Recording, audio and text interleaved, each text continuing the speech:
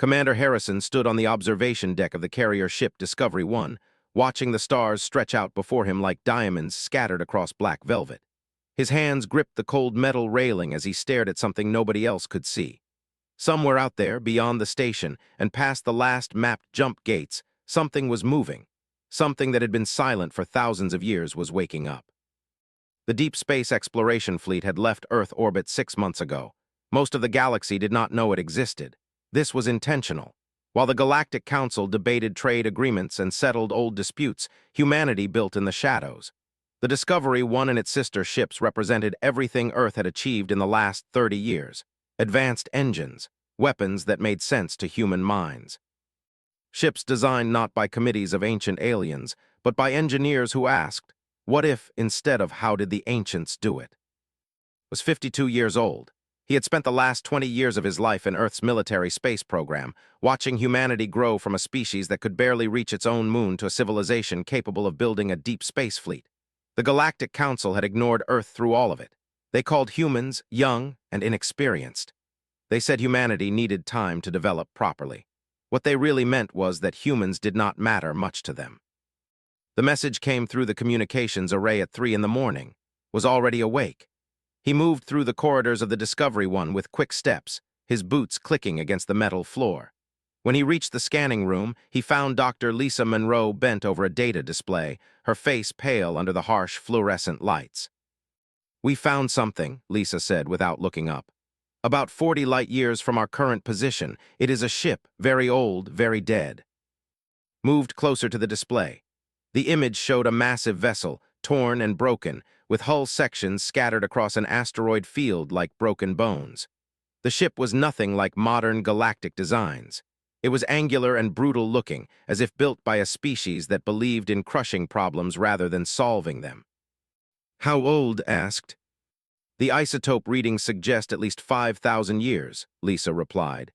"But there is something else. The hull has markings, writing. We are trying to translate it now."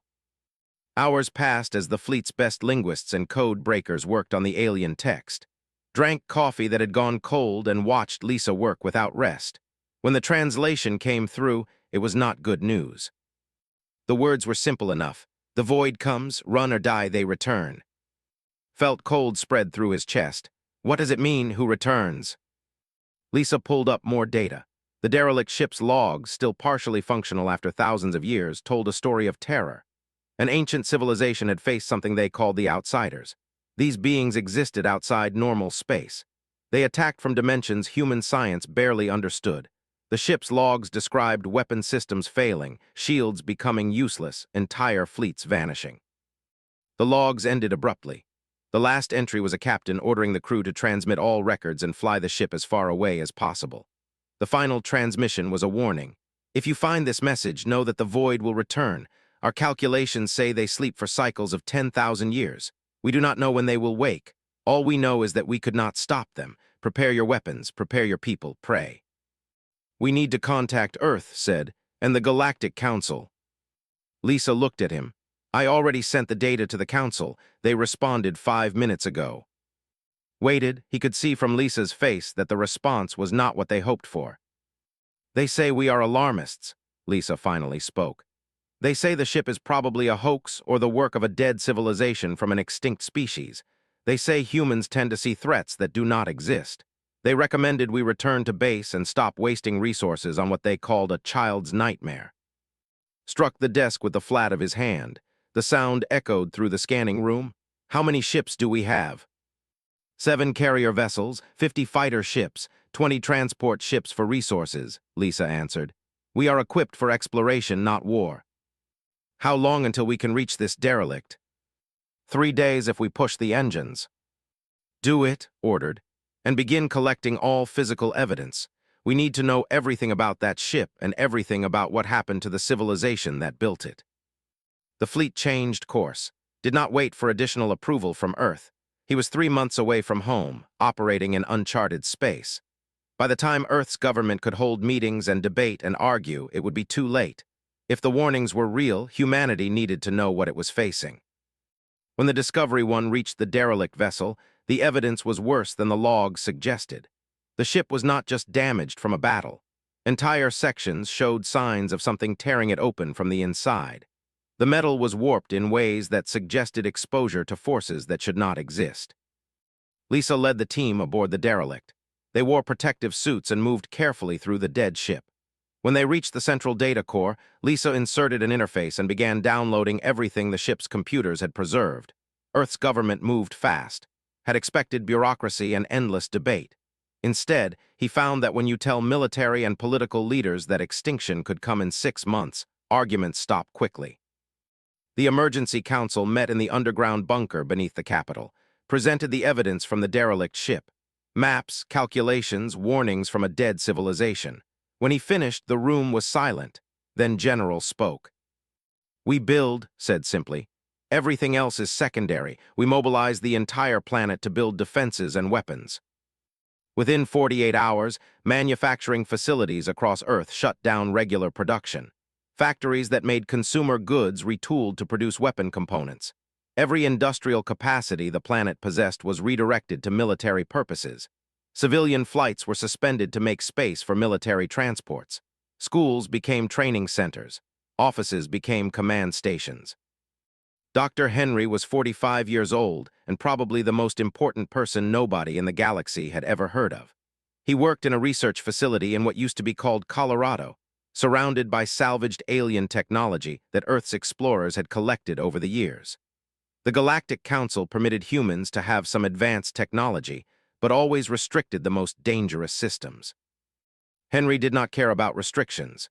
When his team brought him the technical specifications from the derelict ship, he saw something that made him stop eating and sleeping for 2 weeks straight. The ancient civilization had built weapons that did not follow the mathematical principles that dominated galactic technology. The designs were irregular, asymmetrical, sometimes appearing almost random. They were not optimized, Henry muttered to himself as he studied the blueprints. Nobody would build like this unless they had to think differently. They had to solve problems in ways that computers could not predict. Henry studied the ancient weapons and realized something crucial. The Galactic Council's technology was perfect because it was mathematical. Every system designed by the ancients operated according to laws of physics that billions of years of study had refined to perfection. But that perfection was also a prison. When you know exactly how something will behave, you can only counter it if you are stronger or faster. There is no room for unpredictability. Human technology, by contrast, was crude. Humans had developed weapons through trial and error, through experimentation, through willingness to try things that did not make sense on paper. What if that crudeness was not a weakness? What if it was the very thing that could work against enemies that expected perfect, logical opposition? Henry began designing a weapon system that combined human engineering with salvaged alien components. The weapon created a field that disrupted the quantum tunneling that the ancient records suggested the outsiders used to move between dimensions. It was ugly. It was inefficient. It would never pass any peer review in the established galactic community. But it should work. Commander Owen Price had been a military strategist for 25 years. When presented the threat analysis, Owen understood immediately what needed to happen. Humanity could not win a conventional war against something that moved between dimensions. Standard military tactics based on formation, firepower, and established doctrine would fail catastrophically. Owen began training soldiers differently. He took the best minds from Earth's military and put them through training designed to break their dependence on procedure and doctrine. He taught them to expect that everything they learned could become useless in the next moment. He taught them to trust their instincts. He taught them that survival depended on creative thinking and willingness to abandon the plan when reality demanded it. Young soldier Emma was 24 years old and had already served in humanitarian missions across 3 continents. She joined Owen's training program because she wanted to protect people, not because she was looking for glory. Owen noticed her immediately. While other soldiers struggled with the uncertainty and lack of clear procedures, Emma thrived. She could make decisions instantly. She could adapt tactics mid-operation. She could look at a problem and see 3 solutions where others saw only one. "You think like a hunter," Owen told her after a particularly brutal training exercise. "You do not follow paths, you cut through the forest." Emma became one of Owen's primary team leaders. She trained soldiers to think the way she did naturally. By the time the defense perimeter was being constructed around human space, Emma's units had become something new. They were not soldiers in the traditional sense. They were more like adaptive tactical units designed to function when everything normal stopped working. Diplomat Foster was 60 years old and had spent her entire life building relationships between human governments. When the outsider threat became known, she was assigned to contact alien species who might be willing to help. They were easy to convince. They were a warrior species and they respected danger. When showed them the ancient ship and the warnings, the leader smiled a terrible smile and said they would fight. They were merchants, but they understood that profit meant nothing if your species was extinct. They agreed to provide resources and ships. But the major galactic powers still did not believe. The collective said the threat was exaggerated. The Unity sent a small patrol ship to investigate and then dismissed the whole thing as a hoax. The Council issued a formal statement that humanity was suffering from young species psychological issues and recommended they focus on exploration rather than military paranoia. Sent messages back to Earth, and the government realized they were on their own. Humanity would defend itself with help only from species willing to believe the truth. 6 months passed. Humanity built frantically. The defense perimeter extended outward from Earth in a network of weapons platforms, sensor arrays, and fighter bases. Henry's weapon systems were deployed at key positions. Emma's teams trained with every system, learning to use it in ways Henry had never imagined. They sent 3 war fleets. They provided raw materials and a dozen supply ships. Every human colony turned its infrastructure toward military preparation. Children watched soldiers train. Families understood they were preparing for something that might not be defeated. On the day before the calculations suggested the outsiders would reach the inner galaxy, stood in the command center with Lisa, Owen, Emma, and Henry. They had done everything they could. "We are ready," Owen said. Looked at them.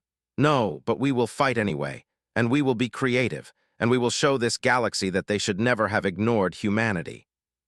Emma stood straight, "Then let us make them regret it." The sensors began to light up. Something was entering the outer detection range. Something massive. Something that did not move like anything in known space. The outsiders were coming, and for the first time, someone other than ancient civilizations would face them and have a chance to fight back. The outsiders arrived 3 days early. The sensors screamed warnings across every human monitoring station. What appeared on the screens did not match anything in human or galactic understanding of physics. They were not ships. They were not exactly solid. Watched as the sensor data tried to process what was entering the galaxy, and the computer system simply failed to make sense of it. One moment an object registered as being in one location. The next moment it was somewhere else entirely. Sometimes it seemed to exist in multiple places at once. "Firing Protocol Alpha," ordered. The first volley of Henry's weapons systems launched from the outer defense perimeter. The energy discharge streaked across space in a pattern that would have made any conventional weapons officer cringe. It was not arranged in a clean formation. It did not follow optimal trajectories. It looked almost chaotic. But it worked. Where the energy fields touched the lead outsider vessel, something changed. The creature became partially solid. It flickered between dimensions. For a moment it was trapped in regular space, unable to shift away. Then the war fleet opened fire with traditional weapons. Beam weapons and missiles raked across the partially materialized vessel. The outsider ship exploded in a burst of energy that seemed to tear at reality itself. Emma was in the command center of the outer defense station when the second attack came. The outsiders did not respond the way any military tactician expected. They simply attacked everywhere at once. 20 different creatures materialized in 20 different locations simultaneously. They were not massing forces or trying to achieve a breakthrough. They were testing every defense simultaneously to find weaknesses. "All units respond to nearest target," Emma commanded. "Do not wait for orders from command. Use your judgment. Adapt to what you see." The human and forces scattered. They could not fight as a cohesive military unit because the enemy was not fighting as one cohesive force. Emma's soldiers, trained by Owen Price to think like hunters, began adapting their tactics in real time.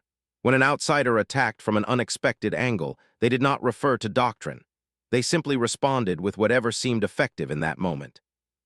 The merchant ships provided support fire, and to their amazement, they found themselves fighting not the way they had trained, but the way human soldiers suggested. The commander started taking orders from Emma, trusting her instincts even though she was younger and from a species the galaxy barely recognized. But across the broader battle zone, the picture was catastrophic. The major galactic powers finally responded to the outsider presence and sent their fleets. The results were devastating. The collective sent 200 advanced warships. Their commander, Admiral, was confident.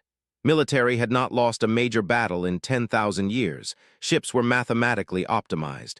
Their weapons were perfectly calibrated. Their tactics were refined through countless centuries of warfare.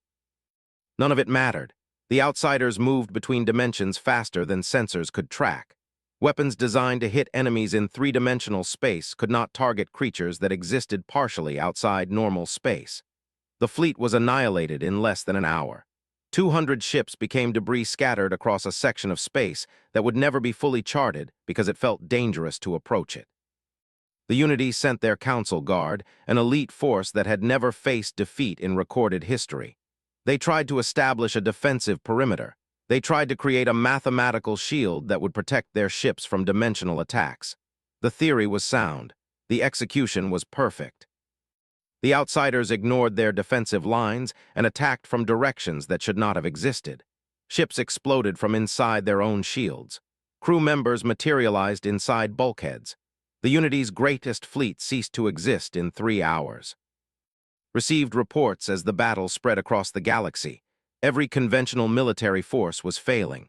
Every established power that relied on superior firepower and perfected tactics was being overwhelmed. The outsiders were not particularly numerous. Maybe 50 of them, the sensors suggested, but they did not fight like any military that had ever existed. "They are not even really fighting," Lisa said, studying the data from the command center. "They are testing us. They are killing because we cannot stop them, but they are not trying to conquer. They are just pushing through everything that opposes them." Made a decision. He contacted every human and commander in the outer defense zone.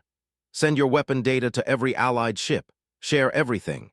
Every tactic that works, every new technique, every successful adaptation. We share information faster than the outsiders can adapt to our attacks." The human and forces began coordinating in a way that surprised everyone, including themselves. Emma's units would develop a new tactic, and within minutes, it would be transmitted to 3 other combat zones where it would be modified and improved. Each small victory led to better tactics. Each successful adaptation led to more successful adaptations. Henry, watching from a research station, began understanding the outsiders better. They were powerful, yes, but they were not infinitely adaptable. They had set patterns of behavior. Their dimensional transitions followed mathematical rules, just different rules than galactic technology expected. If you could predict the pattern, you could exploit it. Henry transmitted new targeting parameters to the weapon systems. They need to build transition fields before they jump. That takes time. 3 seconds. If you can hit them within those 3 seconds, they cannot escape into another dimension. Emma's units began coordinating with weapon platforms. One human pilot would detect the beginning of an outsider transition and immediately alert the weapon teams. The weapon teams would fire not at where the outsider was, but where it was trying to go. 3 seconds was not much time, but Emma's soldiers were fast. The first outsider was trapped and destroyed, then another, then 3 more. The outsiders changed tactics. They became more aggressive, pushing deeper into human and space. They began heading for Earth itself. But as they came, they encountered denser defensive networks and more coordinated forces. The outer defense perimeter was not just slowing them down, it was hunting them. Halfway to Earth, the outsider advance stopped. They clustered together as if conferring somehow, communicating through means no human could understand. Then, unexpectedly, they began pulling back. They did not retreat completely. They established a position at the outer edge of human space and simply stopped attacking. Realized what was happening. The outsiders were not just invaders. They were also intelligent. They had expected to sweep through the galaxy like they had done 5,000 years ago. Instead, they had encountered something that could adapt, learn, and fight unconventionally. Harrison was appointed Supreme Commander of the Galactic Defense Fleet. It was not a title he wanted. It was a title he accepted because 5 billion lives already depended on humans understanding something about the outsiders that nobody else did. First thing did was implement what he called the human protocol. Every military commander in the defense fleet had to agree to it or step down. The protocol was simple in words but revolutionary in practice. It said that individual soldiers could make tactical decisions without waiting for command approval if circumstances demanded immediate action. It said that doctrine could be abandoned if the situation required it. It said that the best idea won, regardless of who suggested it. The established military powers struggled with the human protocol. The survivors said it was undisciplined. The Unity called it chaos. They understood it immediately because they had already experienced its effectiveness. They embraced it because it was how they naturally fought anyway. Emma was promoted to colonel and given command of a task force that included soldiers from 6 different species. She trained them the way Owen Price had trained her. She taught them that following orders was sometimes less important than adapting to reality. She taught them that a soldier who could think was more valuable than a soldier who could only execute commands perfectly. The task force became legendary in the fleet. When an outsider attack came from an unexpected direction, Emma's soldiers did not wait for updated orders.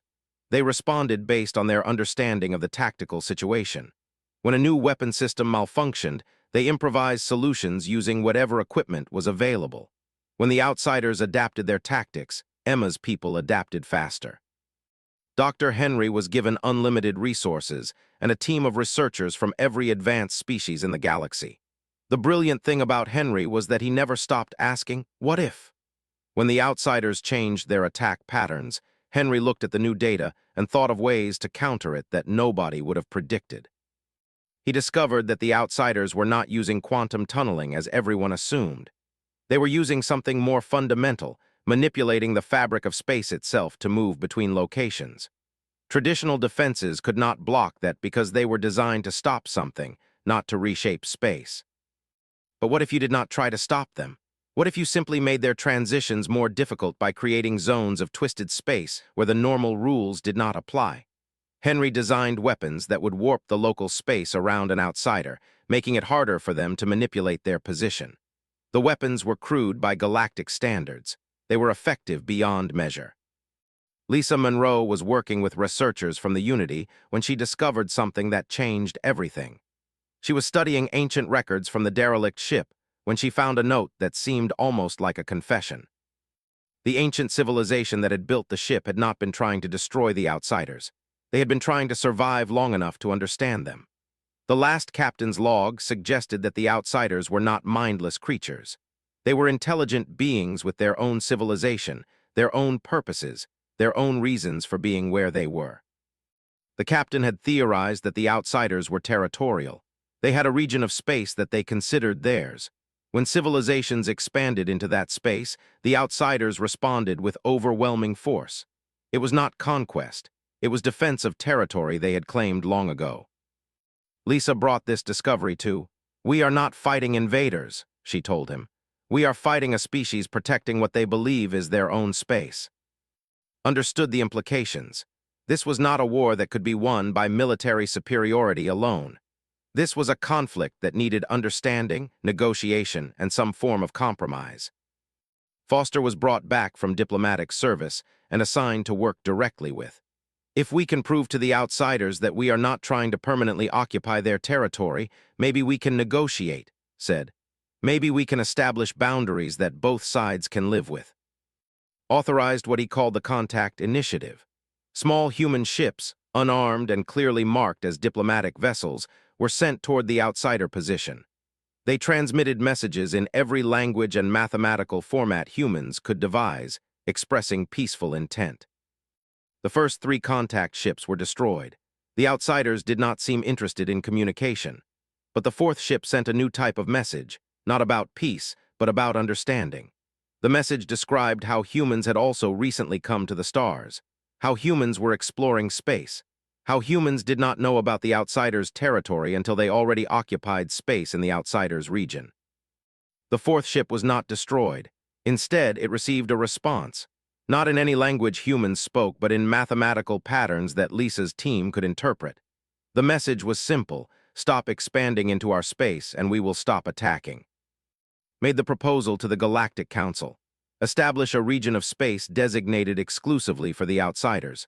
Mark all known outsider territory as restricted. redirect all galactic expansion to other regions. In exchange, the outsiders would stop attacking. The council debated for days. Many wanted to continue fighting. Many said they could win if they pushed harder. But the losses had been catastrophic. Entire civilizations had lost fleets. The outsiders still occupied space and showed no sign of being defeated. In the end, survival won out over pride. The council voted to accept's proposal. The defensive fleet would transition to a containment fleet, guarding the boundaries of outsider territory to ensure no civilization violated the agreement. Emma led the final offensive. It was not designed to defeat the outsiders, but to push them back toward their designated territory. The human protocol worked perfectly. Emma's soldiers adapted to every outsider tactic, predicted their movements based on new understanding of their behavior, and slowly compressed their territory. The last outsider ship retreated into the region designated as their space. The fleet held position at the boundary. The shooting stopped. The killing stopped.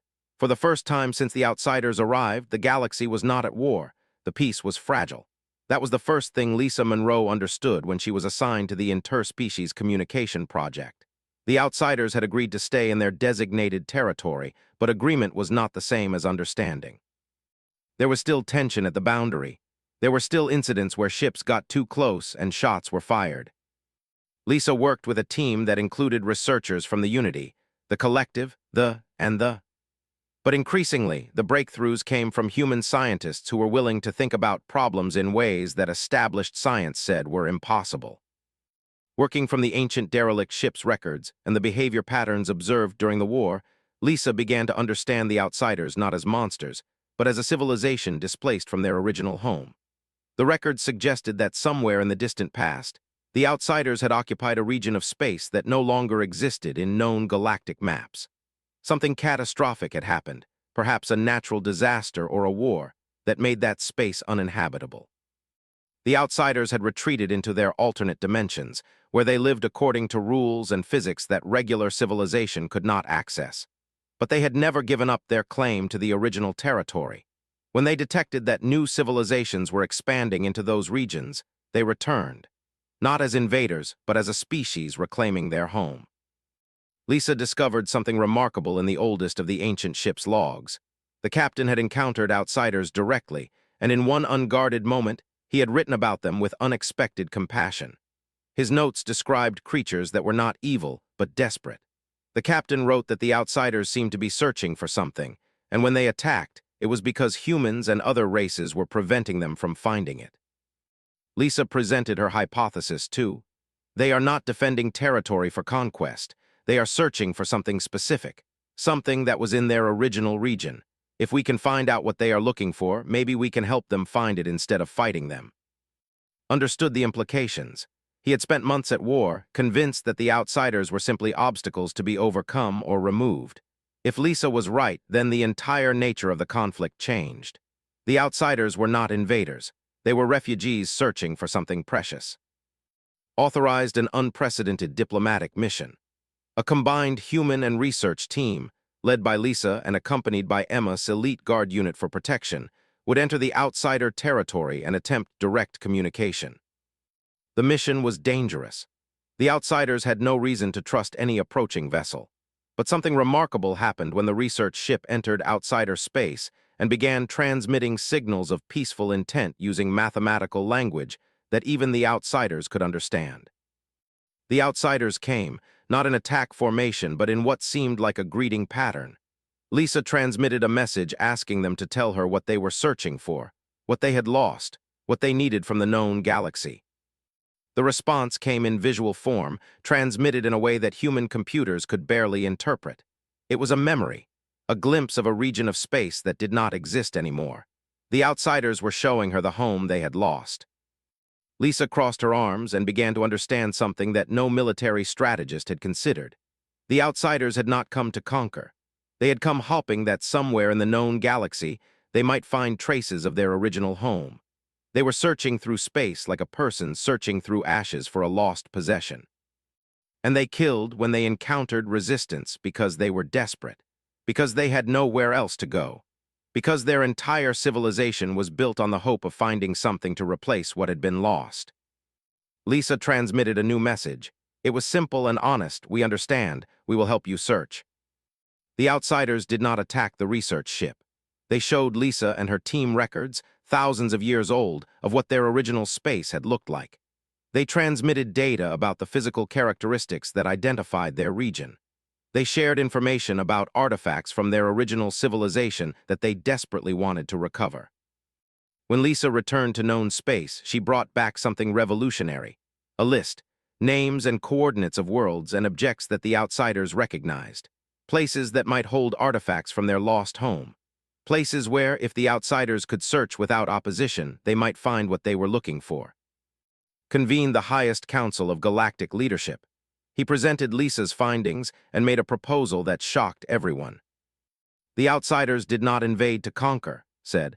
They came searching for their lost civilization. We can give them safe corridors to search the galaxy. We can give them freedom to retrieve artifacts from their home that might be scattered across known space. In exchange, they maintain peace within their territory and respect the space of other civilizations. The leader objected. The Unity Council was suspicious, but Foster spoke up. Humans understand displacement, said. We understand what it is like to search for home. If we deny the outsiders the chance to find what they have lost, we are saying that survival and recovery are only acceptable for civilizations that are already strong. We are saying that the desperate have no right to hope. I do not believe that is what this galaxy should stand for. The debate went on for hours, but in the end, the council voted to accept proposal.